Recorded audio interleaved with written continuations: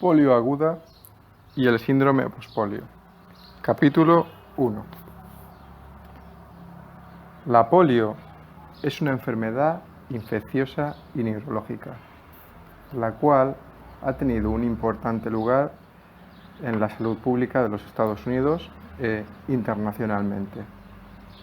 Hasta que las vacunas de la polio se convirtieron en una realidad en 1955 y 1961, durante el siglo XX, muchas familias encontraron que alguno de sus miembros sufría de polio. Los niños eran el grupo de más riesgo. Hoy, la polio es una enfermedad muy rara en los Estados Unidos y los esfuerzos para erradicarla a nivel mundial han merecido la pena. Sin embargo, la generación de supervivientes, los cuales padecieron de polio como niños, según han pasado los años y han empezado a alcanzar mayores edades, están empezando a experimentar el retorno de algunos síntomas, lo cual se conoce como el síndrome pospolio. Este capítulo de apertura quiere reflexionar sobre la historia epidemiológica e histórica del contexto de la polio y el síndrome pospolio. Además, describirá causas, patologías y las relaciones entre estas dos condiciones deshabilitantes. Una mirada atrás. La mayoría de nosotros piensa en la polio como una enfermedad epidémica. Sin embargo, no fue hasta el final del siglo XIX cuando la primera epidemia de polio fue registrada en Estocolmo, Suecia. Antes de eso, la polio tuvo muchas apariciones independientes a lo largo de la historia, empezando en el tiempo de las antiguas dinastías egipcias. Un ejemplo, y quizás uno de los primeros casos registrados sobre polio, fue descubierto por arqueologistas en una momia egipcia, la cual murió en algún momento alrededor del año 3700 a.C.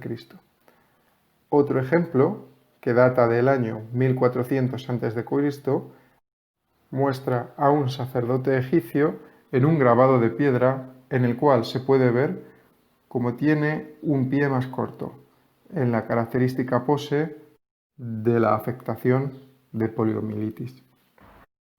Las primeras descripciones en literatura médica sobre la polio fueron publicadas a principios de 1800 por dos físicos europeos, el Dr. Jacob von Hein y el Dr. Karl Medin, de Alemania y Suecia respectivamente.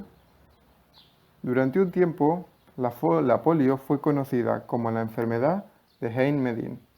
En América había informes esporádicos de poliomielitis alrededor de 1841, pero la primera epidemia en los Estados Unidos no ocurrió hasta 1894, cerca de Rutland, Vermont. Sobre 1913, la polio había aparecido en cada estado y provincia de los Estados Unidos y Canadá, afectando a más de 25.000 niños y adultos. No fue hasta 1916, sin embargo, cuando la polio pasó a estar, en algún modo, en la escena internacional como una enfermedad. En ese año, la primera epidemia y más grande de los Estados Unidos ocurrió. Más de 9.000 casos fueron anotados en la ciudad de Nueva York únicamente, resultando en 2.400 muertes y mucho pánico. La gran mayoría de estos afectados tenían menos de 5 años, lo que llevó a nombrar a la polio como parálisis infantil. Sin embargo, los científicos habían identificado el virus de la polio en 1908. Sin embargo, existían algunas creencias populares o callejeras donde se creía que la enfermedad era transmitida pues por gatos callejeros hasta las barbas de los doctores o por ondas de radio. 5 años después de la epidemia de 1916, Franklin Delano Roosevelt, presidente de los Estados Unidos en ese momento, contrajo la enfermedad a la edad de 31 años. Y en ese momento, la historia de la polio cambió para siempre. Aunque sus piernas estaban mal paralizadas, él nunca perdió la fe en que quizás podría volver a andar again. Con mucho coraje y negándolo, Roosevelt continuó su carrera política y su vida privada, enmascarando esta discapacidad. A lo largo de los años, visitaba frecuentemente Warm Springs, la meca de la polio que él estableció al sur de Georgia. Roosevelt estuvo en contacto con otros supervivientes de la polio y activamente apoyó su investigación para encontrar una posible vacuna y desarrollar tratamientos. Este compromiso llevó a que finalmente se crease en 1937 la Fundación Nacional de Parálisis Infantil, conocida después como la Marcha de Dimes. Durante las 2 siguientes décadas, la Marcha de Dimes jugó un rol central en conseguir fondos y apoyar la investigación necesaria para desarrollar las vacunas de la polio, una enfermedad que parecía imparable. Durante 1930, 1940 y 1950, las epidemias de polio en los Estados Unidos parecían imparables. Crecían cada vez más y se volvían cada vez más mortales, creando un clima de miedo y temor difícil de imaginar hoy. Desde 1951 a 1955, aproximadamente 40.000 casos fueron registrados cada año, con infecciones que crecían y afectaban tanto a niños como a jóvenes adultos. Empezando en 1951, un gran esfuerzo fue hecho para mejorar su diagnóstico y su exactitud, pudiendo identificar los casos con parálisis o sin parálisis. Quizás, posiblemente, uno de los efectos de este esfuerzo y el contacto que supuso fue que en el siguiente año, en 1952, se sufrió la epidemia más grande de polio, donde se registraron 52.000 casos. De estos, más de un tercio sufrieron parálisis y más de 3.000 personas murieron. Para 1953, muchos más niños murieron de polio que de otra enfermedad conocida. A diferencia del SIDA, la polio podía atacar a todo el mundo. Las familias se quedaban en casa, las piscinas de verano cerraron y los eventos públicos fueron cancelados. Los niños, en particular, tenían más riesgo, especialmente durante los meses de verano, cuando pasaban más tiempo fuera. Un observador comentó que la polio parecía perseguir a los niños, el grupo más vulnerable. Sin embargo, la polio podía afectar a todas las edades, quizás en un porcentaje mayor en hombres que en mujeres. La polio paralítica se había vuelto muy común en las clases media y alta, más que en las clases bajas. La explicación de esta diferencia socioeconómica se debió a que los niños en las clases más bajas, que tendían a estar más juntos y a jugar juntos y a vivir más juntos, con una sanidad más pobre, estuvieron expuestos al virus cuando eran más jóvenes y cuando la enfermedad era más suave y ya tenían algo de inmunidad. Todas las razas contrayeron la enfermedad en proporciones a su representación socioeconómica, aunque sin embargo, en las últimas epidemias, el rango de muertes fue mayor en la población negra, quien normalmente tenía menos acceso a tratamientos especializados, tales como la respiración asistida. En las primeras epidemias, cuando no existían tratamientos, las muertes a lo largo de todas las etnias y grupos poblacionales fueron similares. Aún perduran preguntas sobre la epidemia. La epidemia de la polio surgió en los Estados Unidos, en áreas urbanas y rurales de la misma manera, con altos ratios de crecimiento, particularmente en las áreas suburbanas después de la Segunda Guerra Mundial. La epidemia alcanzó su pico año a año, y esto se explica de dos maneras. Primero, por las condiciones del entorno, que por una parte animaban o desanimaban la transmisión de la enfermedad. Y segundo, por las variaciones de la fuerza y las diferentes modalidades del virus de la polio que pasaron a la población. A pesar de toda la información científica que se dispone sobre la polio, todavía quedan sin resolver algunos hechos curiosos que no están completamente explicados o satisfactoriamente, y de por qué la epidemia ocurrió de una manera o de otra según el año. Asimismo, la gente infectada de polio fue mucho mayor que los casos que se registraron. Como se verá en capítulos posteriores, la gran mayoría de personas que fueron infectadas por el virus de la polio tenían síntomas débiles o medios, similares a los de un resfriado, que tras unos pocos días pasaban. Solo un pequeño número, menos del 5% de las personas, desarrollaban síntomas graves que causaron discapacidad o parálisis, incluso debilidad, y que eran los cuales buscaban medicinas y un diagnóstico a dicha enfermedad de la polio. Las vacunas de la polio. El 12 de abril de 1955, 10 años después de la muerte del presidente Roosevelt, se anunció en televisión y en radio que una vacuna llamada Salk era segura y efectiva. Fue un momento triunfante para los Estados Unidos y para la gente del país, que trajo un gran orgullo y alivio. Para usar una metáfora de ese tiempo, la guerra sobre la polio ya había acabado. Los periódicos se llenaban de páginas y titulares tales como "La polio ha sido conquistada" o "Victoria sobre la polio". La tecnología estadounidense había ganado. Los pueblos y ciudades a lo largo del país llevaron a cabo festivales y cabalgatas celebrando este momento, con pancartas las cuales decían "No hay más polios, gracias Dr. Salk, el nombre de la vacuna", o "Nuestros niños están seguros otra vez". La inmunización de Salk, dada por vacuna, mata o inactiva las partículas del virus. La vacuna es usualmente llamada IPV, por inactivación polio vacuna, en inglés, Inactive Polio Vaccine.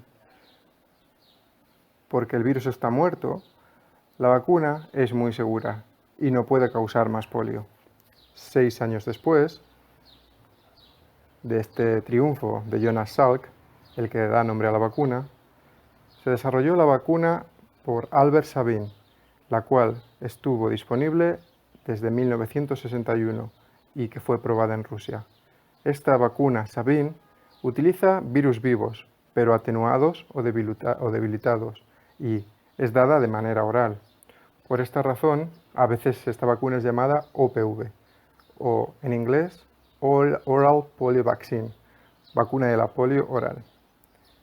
Debido a la debilidad del virus en la vacuna OPV, esta puede ser pasada de persona a persona y la inmunización hacia otras personas puede ser mayor.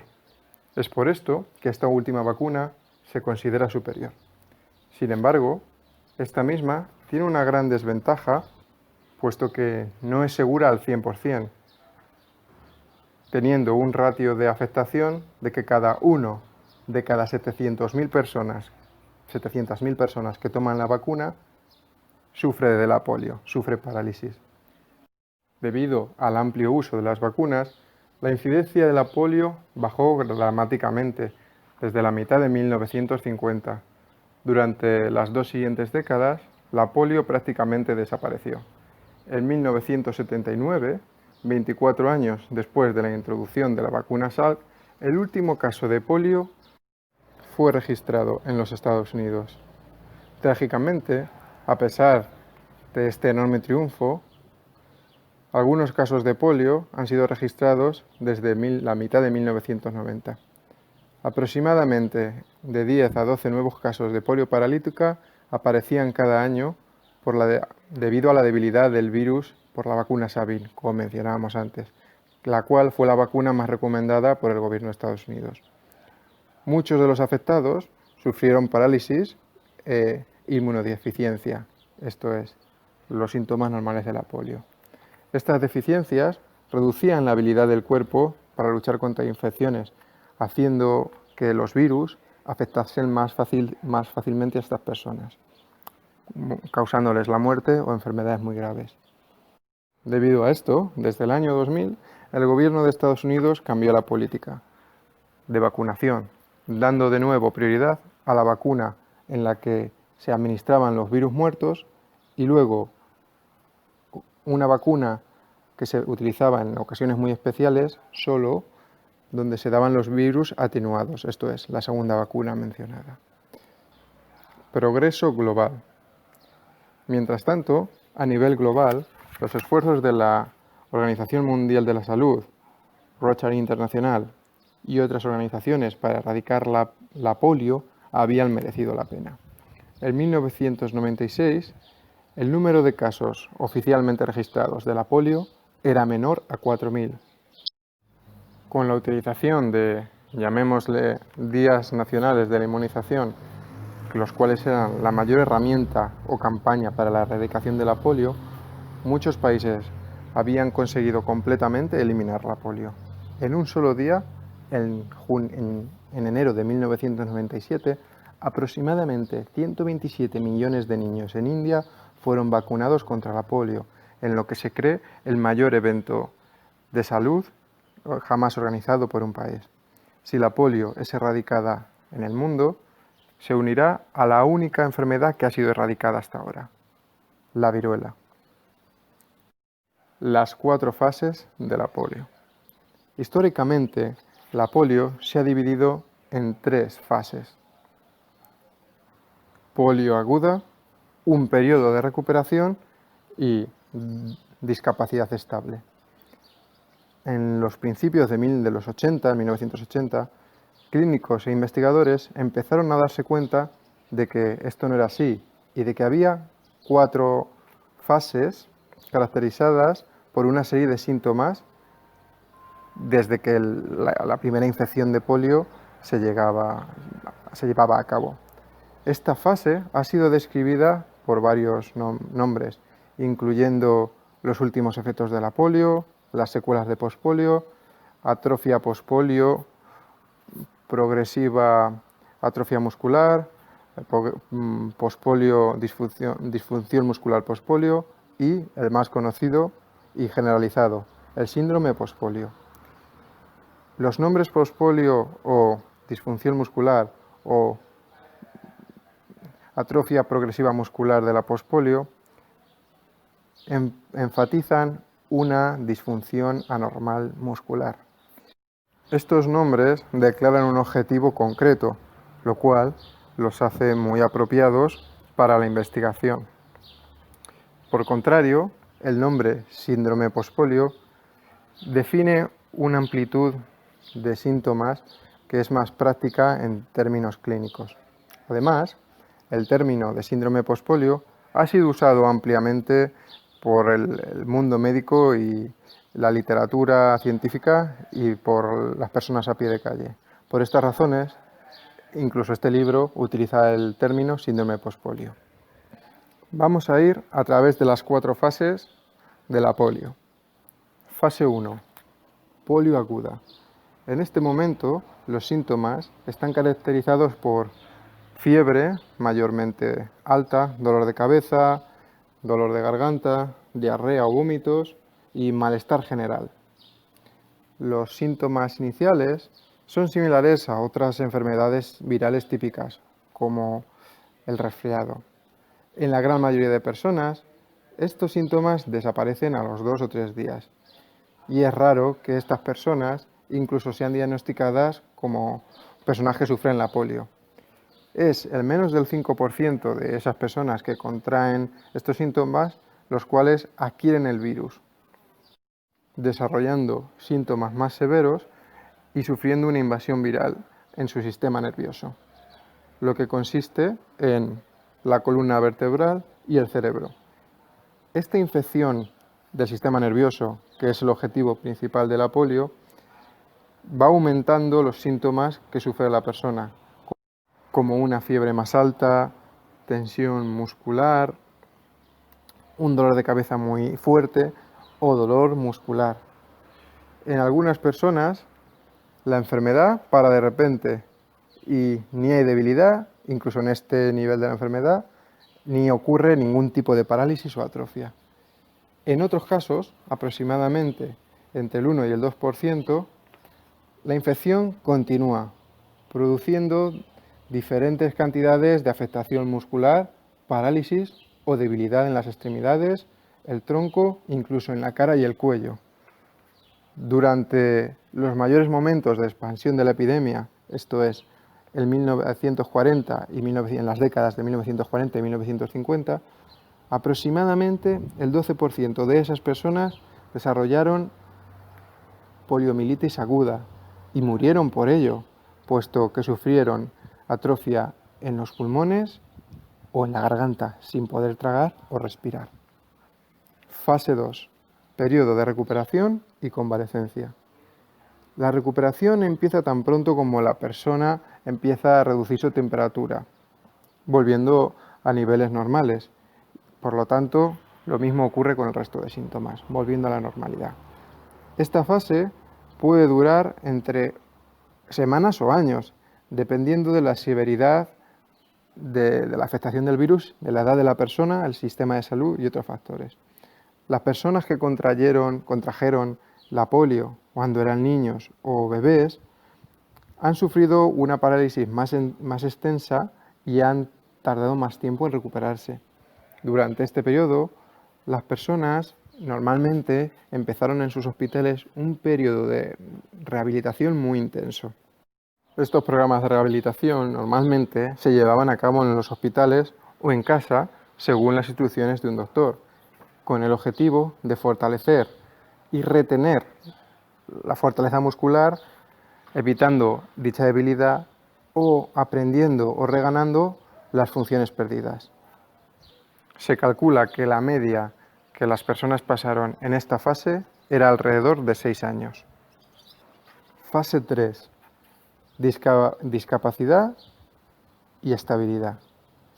La fase 3 empieza cuando una persona llega a un momento de estabilidad donde se ha recuperado lo máximo posible, se siente fuerte y se siente con energía.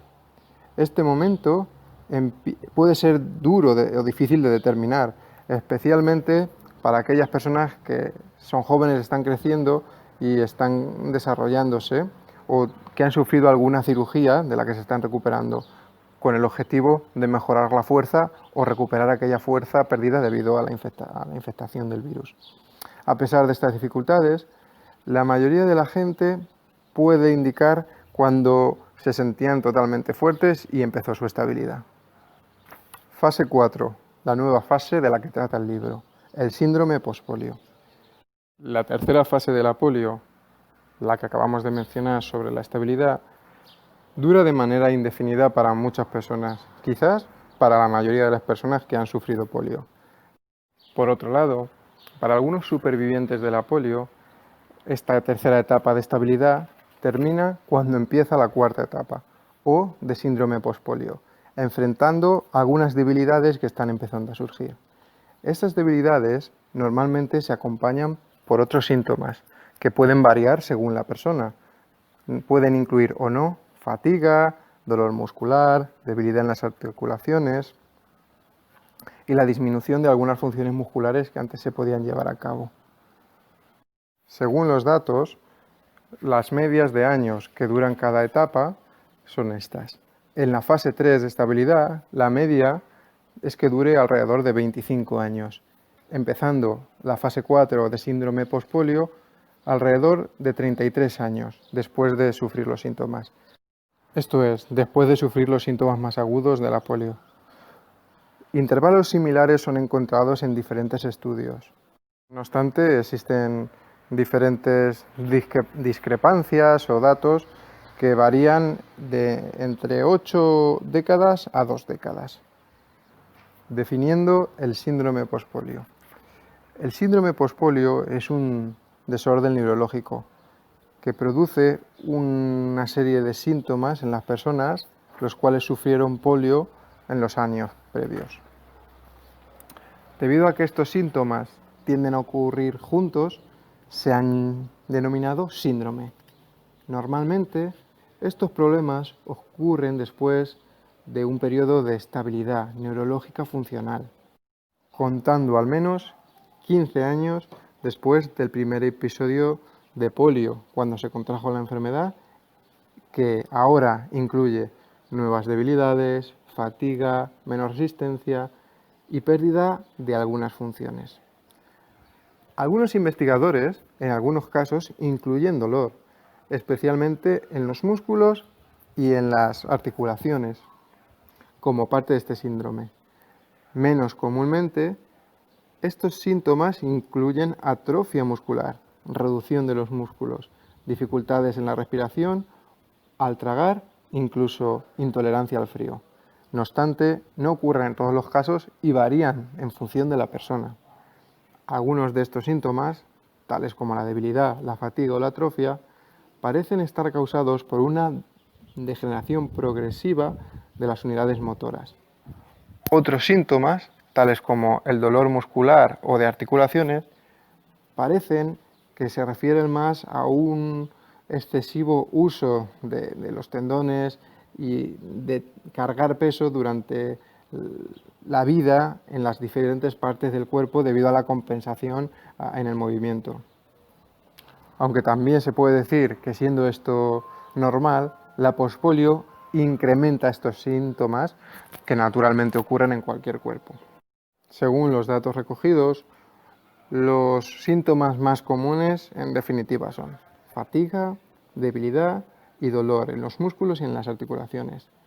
La nueva debilidad se encuentra generalmente en los músculos que habían sido afectados previamente por la polio, así como en músculos compensatorios que originalmente no habían sido afectados por la enfermedad.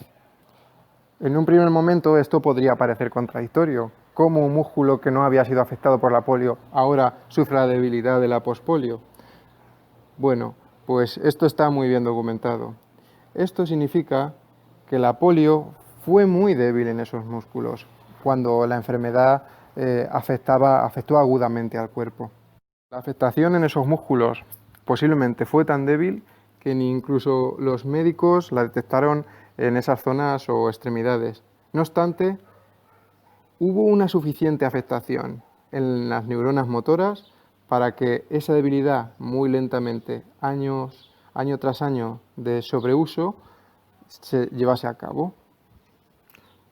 Los problemas funcionales normalmente incluyen dificultad al andar, dificultad a subir escaleras, dificultad para vestirse o cualquier actividad cotidiana que requiera una contracción muscular repetida.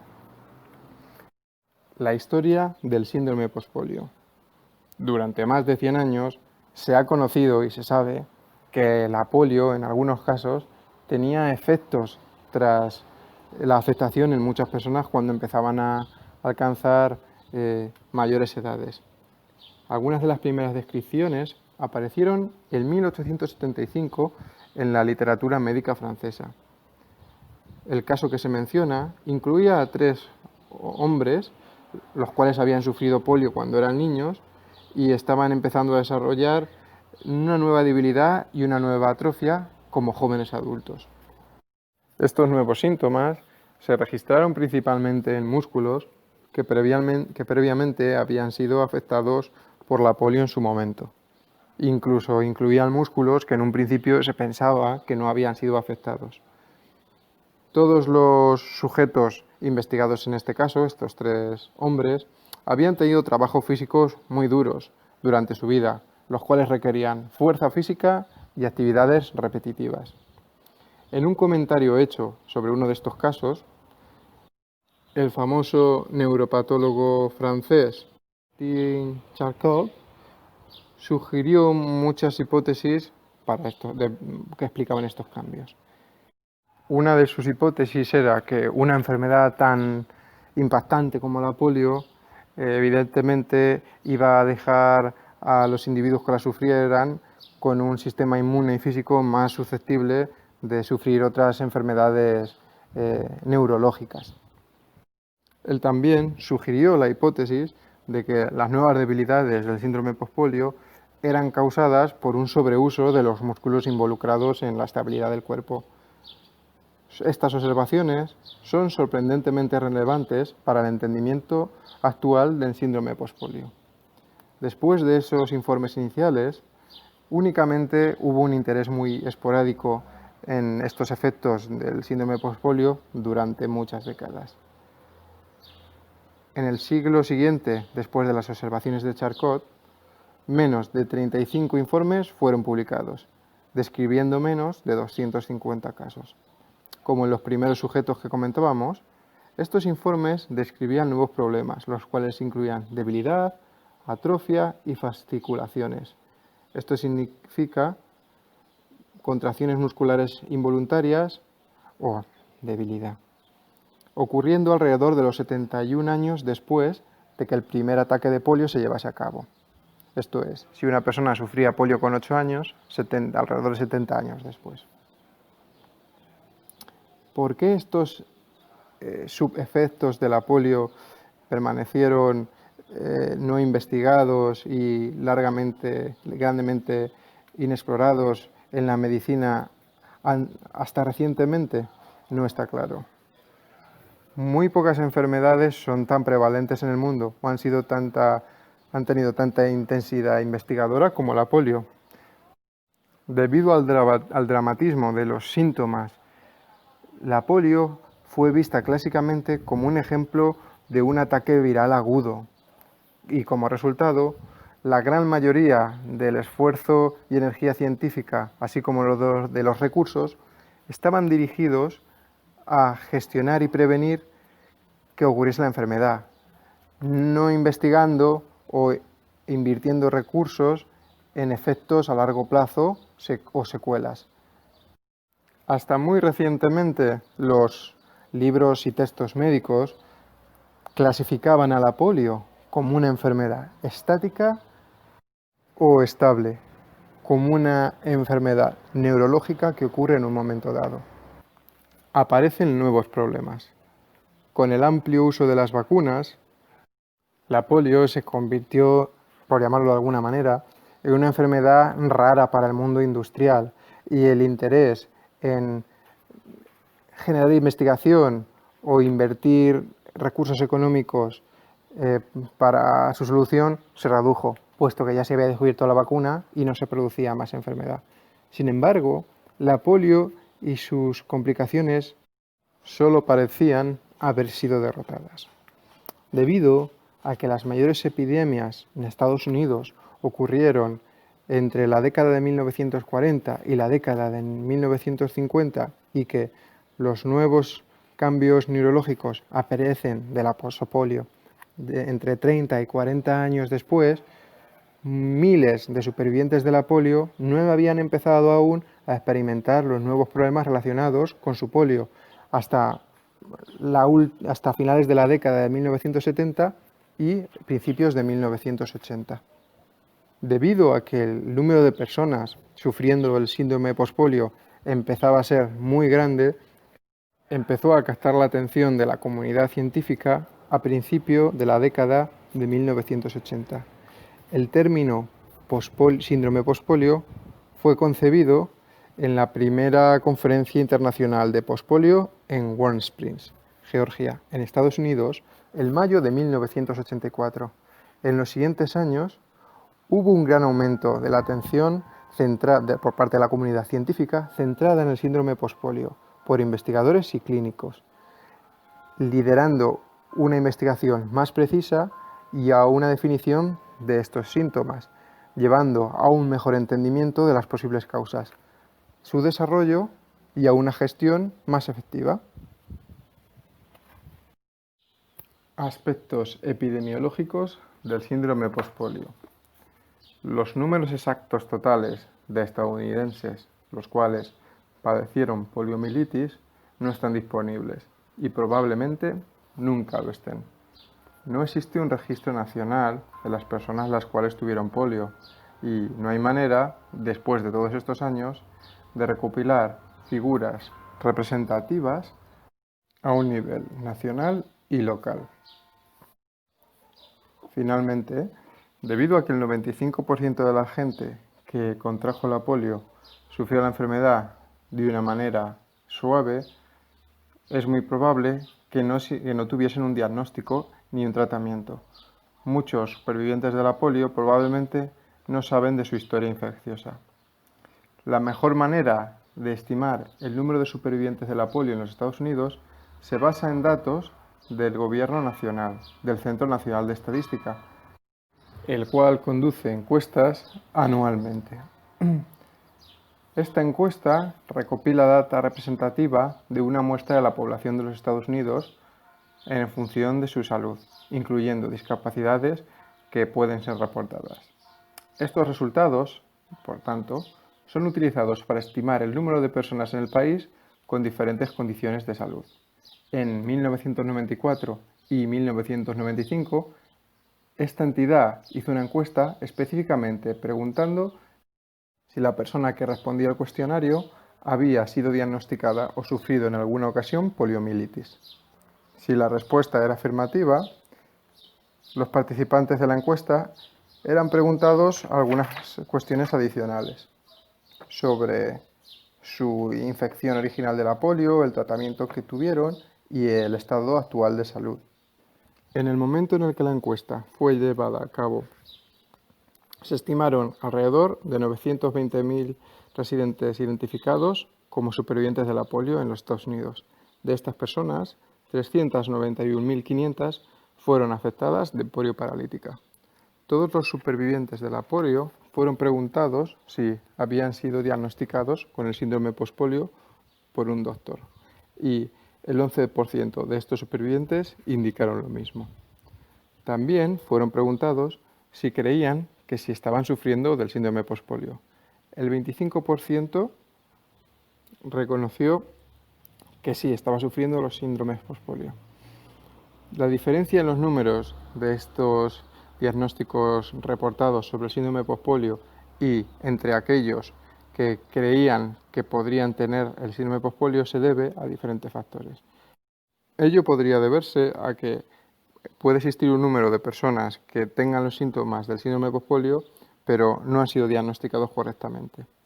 También puede deberse a que ellos tengan los síntomas del síndrome postpolio y que quizá los estén sufriendo no por el síndrome postpolio en sí mismo, sino por otras enfermedades o síntomas. Algunos investigadores han reportado que hasta un 70% de los supervivientes de la polio han experimentado los síntomas del síndrome postpolio. Muchas de estas estimaciones están basadas en estudios que envuelven a supervivientes de la polio, los cuales buscaron ayuda clínica para sus síntomas y no tienen en cuenta a aquellos supervivientes los cuales no han tenido mayores problemas relacionados con la polio. Esto puede resultar en supraestimaciones del actual número de supervivientes de la polio afectados por el síndrome postpolio. En contraste, el Sistema Nacional de Estados Unidos coleccionó data de aquellas personas que se identificaban a sí mismas como supervivientes de la polio, independientemente de que ellos estuviesen teniendo nuevos problemas relacionados con la polio, esto es, con el síndrome postpolio. Esta puede ser una de las causas principales por la cual la estimación de la prevalencia del síndrome postpolio existe hoy en día entre los supervivientes. En cualquier caso, si existe algún conflicto con estos datos, se debe principalmente a que los datos reflejan el número de supervivientes basados en una encuesta que se realizó hace 10 años desde la impresión de este libro y que no refleja el número actual de supervivientes que están hoy en día vivos, dando que la mitad de esos encuestados en 1994 y 1995 eran jóvenes, más jóvenes de 55 años y que sobre el 80% de ellos tenía alrededor de 70 años. Es razonable estimar que hay alrededor de unos 700.000 supervivientes actualmente viviendo en los Estados Unidos. Muchos estudios indican que un gran número de supervivientes, quizás el 60% o más, están experimentando nuevas dificultades relacionadas con la polio, tales como dolores musculares o dolores en las articulaciones. Sin embargo, el número del síndrome postpolio, nuevas debilidades, sin otros síntomas que hayan sido relacionados con la polio aguda en los años previos, es claramente menor, alrededor de un 11% hasta un 25%. Esto es, entre 81.000 y 184.000 supervivientes del total de los 700.000. La relación entre polio aguda y el síndrome postpolio. La palabra poliomielitis viene del griego polios, gris, y mielos, médula, añadiendo la terminación inglesa itis, que significa inflamación. Vista en una sección cruzada, la espina tiene áreas grises y blancas, la espina medular. El poliovirus, o el virus de la polio, produce una inflamación de esta materia gris en la médula, localizada en su parte frontal o anterior. Este área se llama el cuerno anterior y las células nerviosas que se agrupan ahí son llamadas células del cuerno.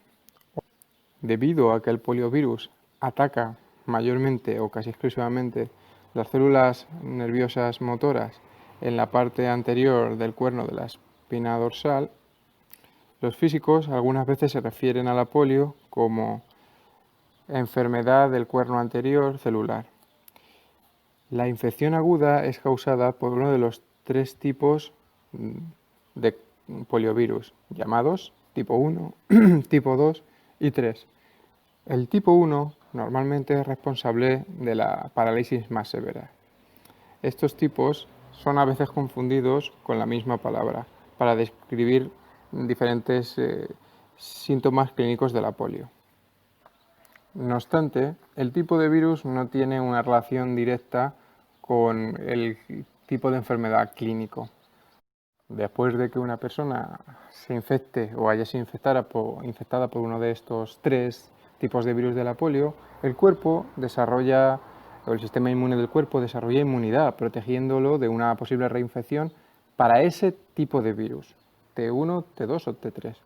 Los 3 tipos de virus son inmunológicamente distintos debido a su diferencia en el contenido proteínico. Por lo tanto, la infección de uno de ellos no provee protección frente a los otros.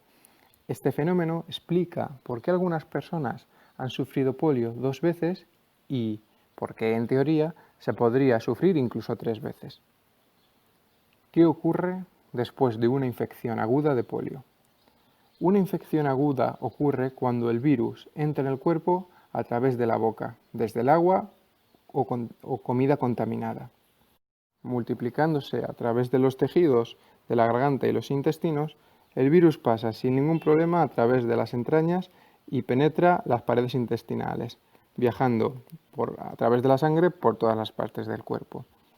La gran mayoría de los infectados no tienen síntomas o simplemente experimentan síntomas normales para un resfriado que alrededor de 3 o 4 días desaparecen. Entre el 1% y el 2% de la población infectada, el virus invade la médula espinal, subiendo hacia arriba hasta las neuronas motoras que se encuentran en el cuerno anterior, donde su infectación puede resultar en una parálisis variable. Independientemente del grado de parálisis causado, el virus se distribuye muchísimo, típicamente infectando más del 95% de todas las neuronas motoras en la médula espinal y muchas otras células en el cerebro. Siguiendo esta invasión, muchas células mueren o son rasgadas por el virus, las que algunas vuelven a su estado normal y otras no. En el hecho de que las neuronas motoras se recuperen o no, se encuentra la posibilidad de recuperación con mayor o menor grado según va a afectar luego el mal funcionamiento muscular para después en la vida. Si estas neuronas fuesen más dañadas o trabajasen de más, quizás esto podría proveer una de las explicaciones para los nuevos síntomas o debilidad que se adquiere en el síndrome postpolio. Para ganar un mejor entendimiento de lo que ocurre en los nervios y los músculos después de ser infectados o de sufrir polio aguda, es útil revisar algunos conceptos básicos de anatomía. Una célula motora nerviosa o neurona motora comprende un cuerpo celular y un pequeño tentáculo llamado axón. Estos axones se enganchan con otros axones generando axones terminales. Cada axón terminal estimula un músculo individual al que está en contacto con la célula. Juntas, las motoras neuronas y las células musculares son llamadas, la unidad que forman es llamada unidad motora. Después de sufrir un ataque de polio aguda, algunas de estas motoras neuronas mueren y otras sobreviven. Aquellas que sobreviven desarrollan algunos axones terminales extra. Su función es la de reconectar o reinervar aquellos nervios al músculo, como si acogiesen aquellos nervios que se han quedado huérfanos porque su neurona motora ha muerto debido al ataque de la polio aguda. Mantener a las células motoras trabajando. Por un lado, este crecimiento de los axones significa un esfuerzo del cuerpo que tiene por misión rescatar tantas células musculares vivas y mantenerlas trabajando como sea posible. Es un proceso compensatorio que permite una recuperación o que aquellas neuronas motoras que no han sido infectadas adaptarse a un nuevo sistema y que puede comprender entre 7, 8, incluso 10 fibras musculares más por cada célula muscular estimulada por ese nervio. Este proceso significa que una neurona motora que originariamente estaba pensada para trabajar con 1000 fibras musculares puede eventualmente rediseñarse y llegar a estimular hasta 10.000 fibras o un total de 9.000 fibras musculares extra más allá de su capacidad original. Además, el tamaño de muchas unidades motoras aumenta significativamente después de sufrir polio aguda, resultando en lo que llamamos unidades motoras gigantes. Estas unidades motores gigantes hace posible que el trabajo que estaba pensado para muchas neuronas motoras sea hecho por solo unas pocas, no obstante que son gigantes. Además del crecimiento axonal que genera las unidades motoras, otro mecanismo que produce el retorno de la fuerza al cuerpo y de las células musculares es la hipertrofia o su aumentación, el cual se desarrolla debido a un aumento del ejercicio a nivel compensatorio que el cuerpo genera. Combinados, estos dos mecanismos de compensación, el crecimiento axonal y la hipertrofia, explican cómo muchas de las personas empezaron a sentir una recuperación que en un primer momento podría parecer milagrosa, pues habían estado en camas o en la silla de ruedas y después habían empezado a andar de nuevo, llevando esto un periodo de entre 6 y 12 meses. Esta es una fase de crecimiento estable y recuperación de la fuerza, además de la resistencia. Parece como que la persona se recupera completamente volviendo hasta donde sería su punto óptimo, obviamente después de haber sufrido la polio. Además, si este mecanismo compensatorio sufre un daño o los axones extra que han crecido muriesen, el sistema corporal hace que el cuerpo siga trabajando, creándose nuevos axones, los que reemplazan a los dañados, reconectándolos o reinervándolos. Este es un proceso equilibrado de inervación y denervación, el cual, combinado con la hipertrofia, que resulta en una estabilidad o un equilibrio dinámico que ayuda a los supervivientes de la polio o ha ayudado a los supervivientes de la polio a mantener una fuerza estable o un estado enérgico estable a lo largo de los años. Ahora estamos viendo que este estado está siendo afectado por nuevas debilidades y los síntomas del síndrome postpolio. Los datos recogidos por el Sistema Nacional de Salud de los Estados Unidos apoyan esta relación entre los orígenes de la polio y el desarrollo posterior del síndrome pospolio. Es un estudio que se hizo en el año 2000.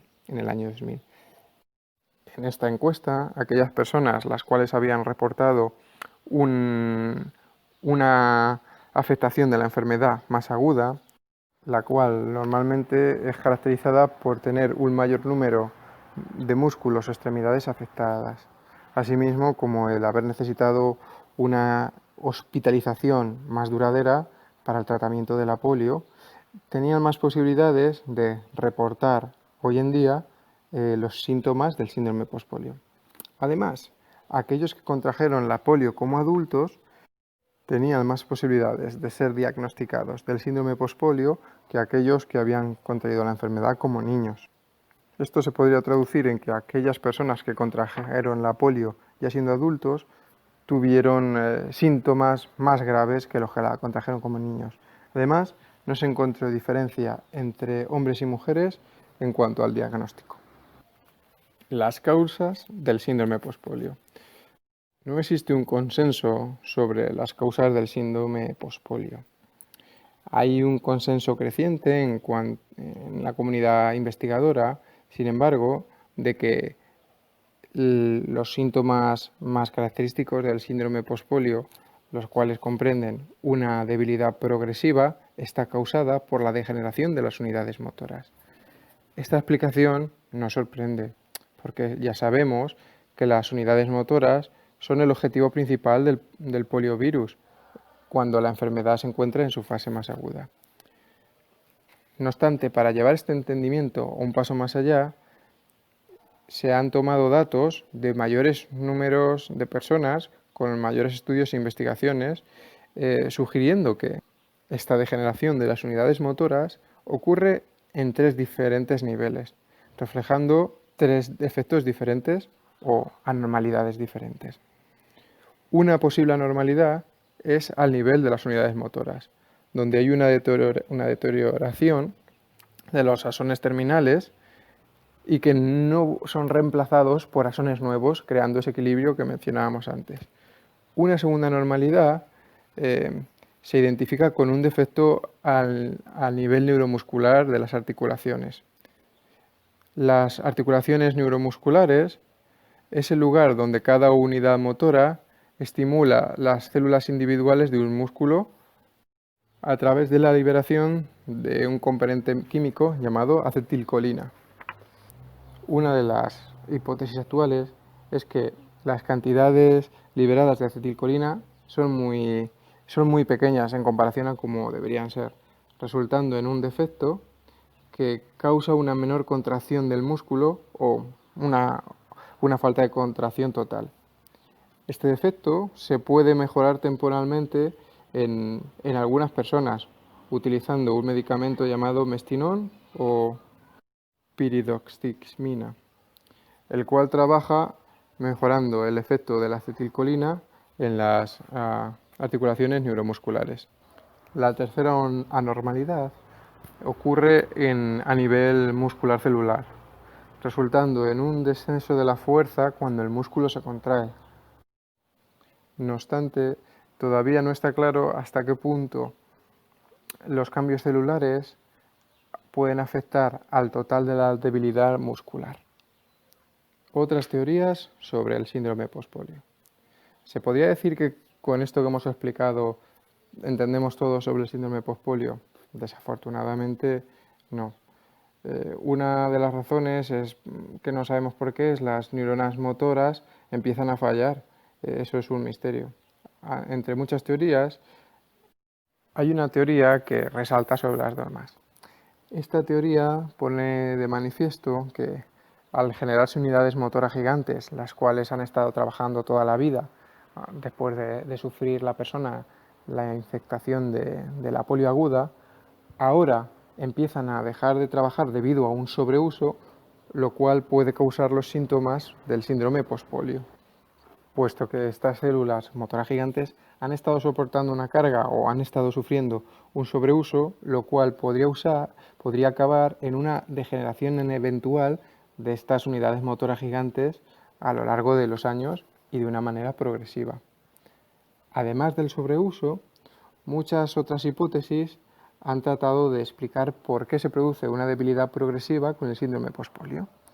Estas hipótesis incluyen un envejecimiento prematuro de las unidades motoras, quizás la persistencia de pequeños fragmentos del poliovirus o una inflamación o un proceso autoinmune, toxinas ambientales que hieren las neuronas motoras, cambios en la médula espinal, sobreuso muscular o deficiencias hormonales.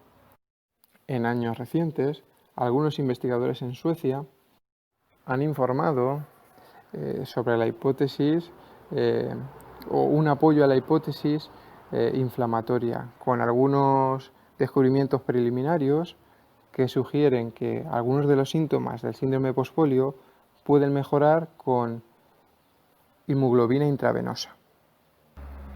Nueva debilidad versus fatiga.